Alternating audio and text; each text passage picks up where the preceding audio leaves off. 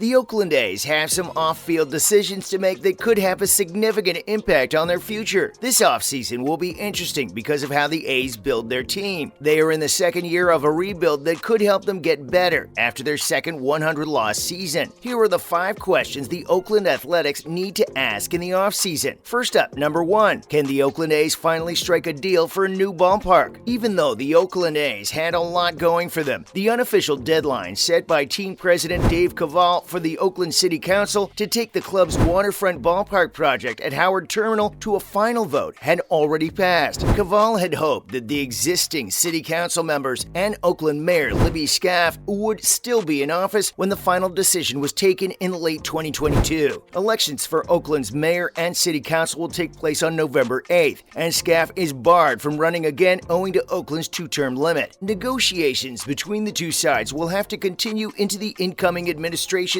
first year in office, 2023. Scaff, of course, is a strong proponent and champion of the A's stadium pursuit, so this might be a bad hit for the team's pursuit of a stadium. However, the A's still have some hope. Even though there wasn't a deal in 2022, Lauren Taylor and Sheng Tao, the 2 leading candidates for mayor of Oakland, both seem to support the A's ballpark plans. Even though Kaval is talking with Las Vegas officials about possible sites for a new stadium in Nevada, the threat of moving is still a very real possibility.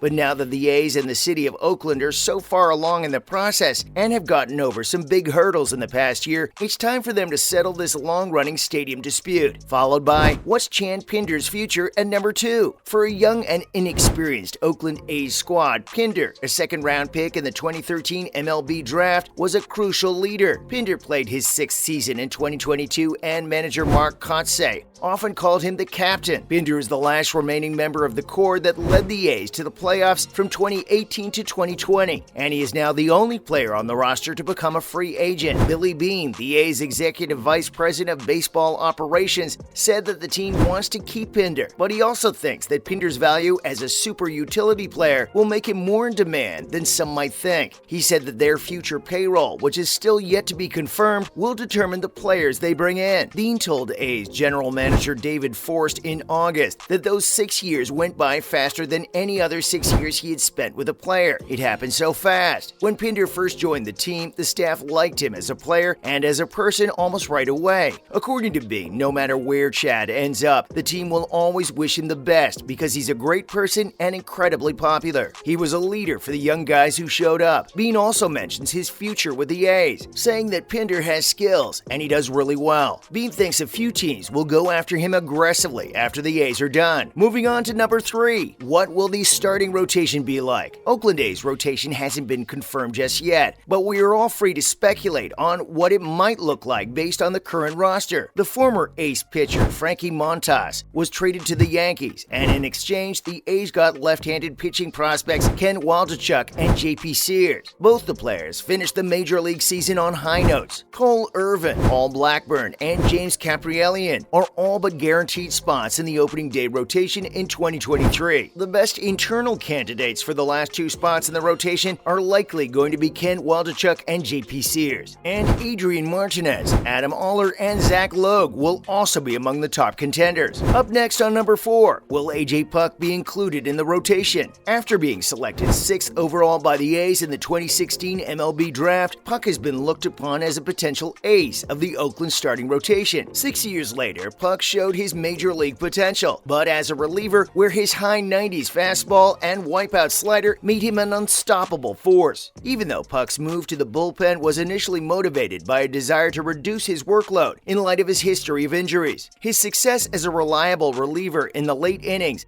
has made it more likely that he will keep that job for the foreseeable future. To put it simply, AJ gives it his all. By the numbers, he threw 66 3/4 innings. A jump to 166 would be a significant increase. Kotsay mentioned they'll evaluate it and find AJ a role where he can contribute to the team as well as shine individually too. Lastly, is Sean Murphy next in line to leave at number 5? Sean Murphy's name has been bandied about as the next Oakland Athletics player to be traded. If that happens, happens, he'd be following in the footsteps of recent departures, such as those of stars Matt Chapman, Matt Olson, Chris Bassett, and Montas. Given that Murphy is entering his first year of arbitration and won't be a free agent until 2026, the A's are under no obligation to trade him. However, with highly regarded catching prospect Shea Langeliers now in the majors and strong catching depth in the minors, Murphy could be seen as a valuable piece that could be traded to meet a variety of needs. We'll just have to wait and see which player the Oakland Athletics pick. Moving on, did you know the Oakland Athletics might also lose a key part of the fan experience? After yet another fire sale, the Oakland A's had a terrible year and ended up at the bottom of the standings. This offseason is not off to a very good start either. A big part of what it means to be an A's fan is going away. Hal the Hot Dog Guy. Hal the Hot Dog Guy has been a staple at A's games since 2016, but he may have sold his last hot dog because he said on Twitter that the team won't be able to keep him for next season. He didn't mention the reason for this situation. It's most likely that Hal and the A's had an agreement that they'd not discuss the incident. It's important to note that the company is laying the blame for losing him on the Howard Terminal's construction. Even with all of his persuasion, the A's still didn't hire him as an economist. That request was also rebuffed. This is not a good sign for the A's future. What are the A's going to do about the quality of their on-field product if they are blaming the slow construction of a new ballpark for the loss of a hot dog vendor's services? Who, if anyone, will be making more than the bare minimum in 2019? Moving on to the possibility of having Hal the Hot Dog Guy for a little while longer. Yes, Hal did post that tweet